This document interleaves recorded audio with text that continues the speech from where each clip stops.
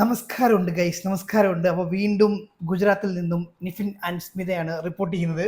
ഞാനേ വീഡിയോ തുറക്കുന്നതിന് മുമ്പ് നിനക്കും ഞാൻ ഒരു 2-3 ഫോട്ടോ കാണിച്ചു തരേ. ഈ ഫോട്ടോ കണ്ടിട്ട് ഇത് ഏത് തിയേറ്ററാണ്, അല്ലെങ്കിൽ അതിനെക്കുറിച്ച് എന്തെങ്കിലും ഒരു ഐഡിയ ഉണ്ടെങ്കിൽ ഒന്ന് പറയണേ. ഇതൊക്കെയാണ് ഫോട്ടോസ്, കണ്ടല്ലോ. നെക്സ്റ്റ് ഫോട്ടോ ഇതാണ്. ഓക്കെ, ആൾക്കാരെ കുടയൊക്കെ പിടിച്ച് നിൽപ്പുണ്ട്. നെക്സ്റ്റ് ഫോട്ടോ ഇതാണ്. ഓക്കെ, ഇതിനകത്ത് മിക്കവാറും തിയേറ്ററിന്റെ പേരൊക്കെ ഉണ്ട്. അപ്പോൾ ഇത് കണ്ടിട്ട് നിങ്ങൾക്കും അതുപോലെ നിനക്കും എന്താണ് ഇത് ഏത് സിനിമയാണെന്ന് എന്തെങ്കിലും ഐഡിയ ഉണ്ടോ? ഇത് എവിടെയെങ്കിലും കണ്ടിട്ടുണ്ടോ? സിനിമ ഏതാന്നില്ല ഐഡിയ ഒന്നും ഇല്ല. പക്ഷെ ഈ ഫസ്റ്റ് ഫോട്ടോ കണ്ടിട്ട് കണ്ട ആൾക്കാർ നിലത്തൊക്കെ ഇരിക്കുന്നത് കണ്ടിട്ട് ഏതെങ്കിലും ഒരു തമിഴ് സിനിമയുടെ ഫസ്റ്റ് ഡേ ഫസ്റ്റ് ഷോ അല്ല ആയിരിക്കും തോന്നുന്നുണ്ടോ? അങ്ങനെ തോന്നുന്നുണ്ടോ? എന്നാ ഇത് ഫസ്റ്റ് ഡേ ഫസ്റ്റ് ഷോ ഒന്നും അല്ല. ആൾക്കാർ നിലത്തൊക്കെ ഇരിക്കുന്നുണ്ട്. ഈ രണ്ടാമത്തെ ഫോട്ടോ കണ്ടാൽ മനസ്സിലാവൂല. അതായത് ആൾക്കാർ മഴയത്ത് കുട പിടിച്ചാണ് നിൽക്കുന്നത്. തിയേറ്റർ ഏതാണെന്നുള്ള തിയേറ്റർ നമ്മുടെ തിരുവനന്തപുരം ജില്ലയിലെ നമ്മുടെ കേരള സർക്കാരിന്റെ സ്വന്തം തിയേറ്ററായിട്ടുള്ള കൈരളി ശ്രീ നിളയാന്ന് കണ്ട മനസ്സിലായി. യെസ്, അപ്പൊ തിയേറ്റർ അതാണ് മനസ്സിലായി. ഓക്കെ, അപ്പോ ഇത് കഴിഞ്ഞ വർഷം കേരളീയം ഫിലിം ഫെസ്റ്റിവലില് വന്ന ഒരു സിനിമ റിലീസ് ചെയ്തതിന്റെ തിരക്കാണ് ഇപ്പൊ നീ കണ്ടത്. മലയാള സിനിമ. യെസ്, ഇപ്പോ നിങ്ങൾ ചിലപ്പോൾ കുറച്ച് ആൾക്കാരൊക്കെ ഈ ഫോട്ടോ ചിലപ്പോൾ കണ്ട് സുപരിചിതമായിട്ടുണ്ടായിരിക്കും. അപ്പോൾ പറഞ്ഞേക്കാം, നമ്മുടെ ലാലേട്ടൻ്റെ ഒരു സിനിമ റിലീസ് ചെയ്തപ്പോൾ ഉള്ള തിരക്കാണ് ഈ കാണുന്നത് കേട്ടോ. അപ്പോൾ സിനിമ ഏതാണെന്ന് ചോദിക്കുവാണെന്നുണ്ടെങ്കിൽ ഏതാണ്? യെസ്, നമ്മുടെ മണിച്ചിത്രത്താഴ് വീണ്ടും റിലീസ് ചെയ്യാൻ പോവുകയാണ്.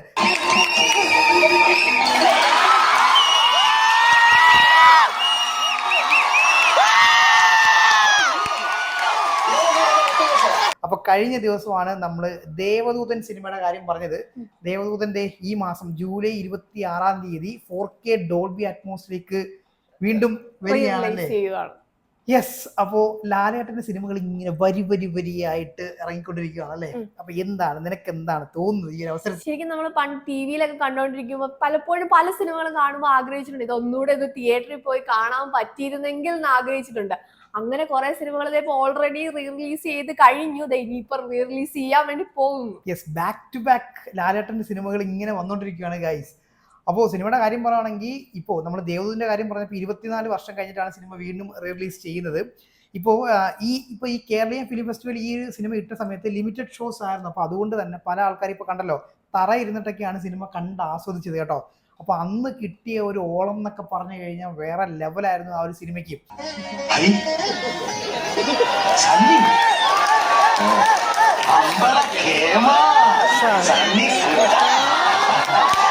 ഇനി മണിച്ചിത്രത്താഴിലേക്ക് വരുന്ന സമയത്ത് 1993 സിനിമ റിലീസ് ചെയ്തത് കേട്ടോ. അപ്പം ഇപ്പൊ നോക്കുവാണെങ്കിൽ ഏതാണ്ട് 30 വർഷം കഴിഞ്ഞിട്ടുണ്ട് അല്ലേ? എന്നാ റിലീസ് ചെയ്ത് ഓർമ്മയുണ്ടോ? അതൊരു ഡിസംബർ സമയത്തായിരുന്നു. നമ്മുടെ ദേവദൂതൻ റിലീസ് ചെയ്ത പോലെ ഒരു ഡിസംബർ സമയത്തായിരുന്നു അത് റിലീസ് ചെയ്തത്. യെസ്, ക്രിസ്മസ്, അതായത് ക്രിസ്മസ് സമയത്തെ ഒരു റിലീസായിരുന്നു മണിച്ചിത്രത്താഴ് എന്ന് പറഞ്ഞു കഴിഞ്ഞാൽ. 1993 ഡിസംബർ 25 നമ്മുടെ ഫാസിൽ സാർ ഡയറക്ട് ചെയ്ത സിനിമയാണ് കേട്ടോ. റൈറ്റർ മധു ആണ്. അപ്പം അതിന്റെ എഴുത്തെന്നൊക്കെ പറഞ്ഞു കഴിഞ്ഞാൽ അറിയാലോ എന്തൊക്കെയാണ് അതിനെക്കുറിച്ച് പറയേണ്ടത്. ഇപ്പം ഒരുപാട് ഡയറക്ടേഴ്സ് അസോസിയേറ്റ് ചെയ്തൊരു സിനിമയാണ്.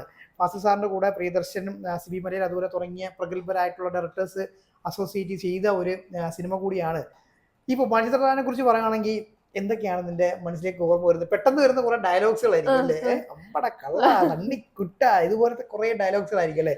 പിന്നെ എന്താണ് ആ ഒരു സിനിമയെ കുറിച്ച് ആലോചിക്കും പെട്ടെന്ന് തോന്നുന്നത്? എന്താണ് മനസ്സിലേക്ക്? അതിനകത്തെ പാട്ടുകൾ തന്നെ, പിന്നെ ശോഭന മാമിന്റെ അടിപൊളി ഡാൻസ്, അതൊക്കെയാണ് എനിക്ക് മനസ്സിലോട്ട് കുറച്ചുകൂടെ കണക്ട് ആകുന്നത്. യെസ്, ഇതും ഒരു നർത്തകി ആയതുകൊണ്ട് എന്തായാലും അതൊക്കെ കുറെ വ്യക്തമായിട്ട് ശ്രദ്ധിച്ചിട്ടുണ്ടായിരിക്കും അല്ലേ?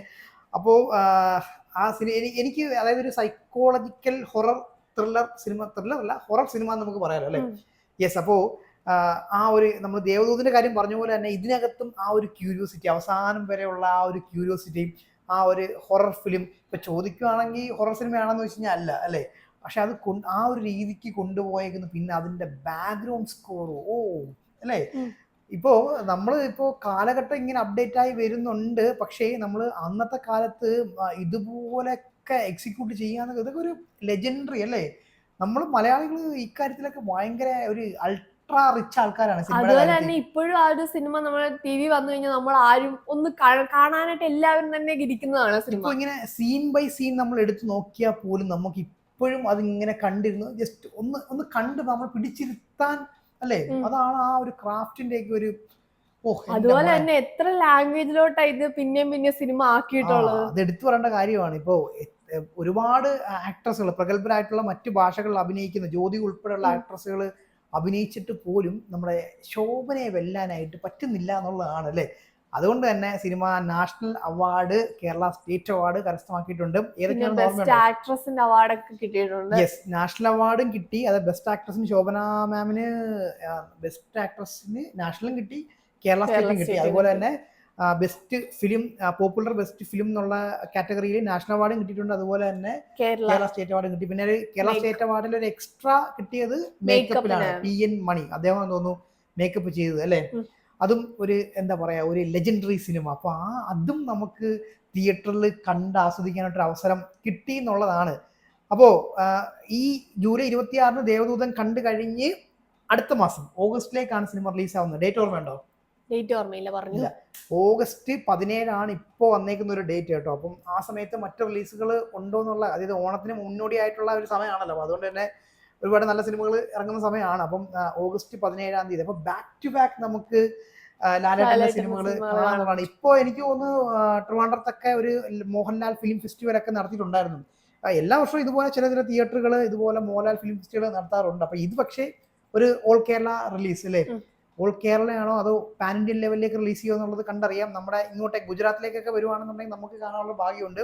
പക്ഷെ നിങ്ങൾ ലക്കിയാണ് കേട്ടോ. കാര്യം ഒരുപാട് 4K അറ്റ്മോസ് തിയേറ്ററുകൾ നമ്മുടെ നാട്ടിൽ, മികച്ച തിയേറ്ററുകൾ ഉള്ളത് കൊണ്ട് നിങ്ങൾക്ക് അവിടെ പോയിരുന്നു നല്ല നല്ല തെളിച്ചത്തിലും നല്ല ശബ്ദ മികവോടുകൂടിയൊക്കെ കാണാൻ പറ്റും. ഞങ്ങൾക്ക് ആ കാര്യത്തിൽ കുറച്ച് പ്രശ്നമാണ് ഗൈസ്.